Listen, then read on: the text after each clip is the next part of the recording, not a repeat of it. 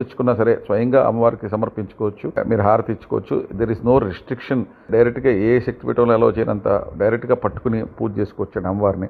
So ఈ పైన కూడా ఈ టెంపుల్ కూడా ఎప్పుడు ఏన్షియంట్గా మీరు ఎప్పుడైతే ట్రైబల్ గాడెస్ శక్తిపీఠ ఒరిజినల్ అవతరించిన అమ్మవారు ఎలా అలాగే ఉంచారండి. పైన రూఫ్ కూడా వేయలేదండి. అలాగా వర్షం పడినా కూడా న్యాచురల్గా అమ్మవారికి ఆ పంచభూతాలు అమ్మవారిని తాగుతూ ఉంటాయండి. పైన ఓన్లీ కొబ్బరి మెట్లు వేసారంటే మరీ ఎక్కువ పడితే మీరు తడవకుండా ఉంటాకే. So this is the speciality of this temple అండి. ఈ పేరుకు తగ్గ కనక మహాలక్ష్మి అంటే బంగారు లక్ష్మి అని, కనకం అంటే బంగారం అండి.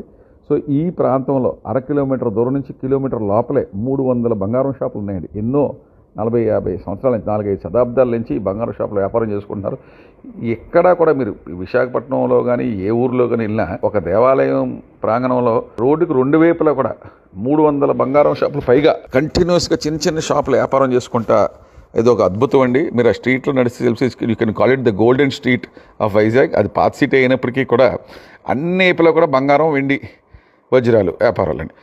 ఈ బంగారు వైభవాన్ని మీరు కూడా అనుభవించవచ్చు. కేవలం 1000 రూపాయలండి పంచామృతాభిషేక టికెట్. మీరు కూడా గుడికొచ్చి అమ్మవారిని దర్శనం చేసుకుని పంచామృతాభిషేకం చేసుకుని ఆ వైభవాన్ని పూర్తిగా మీరు కూడా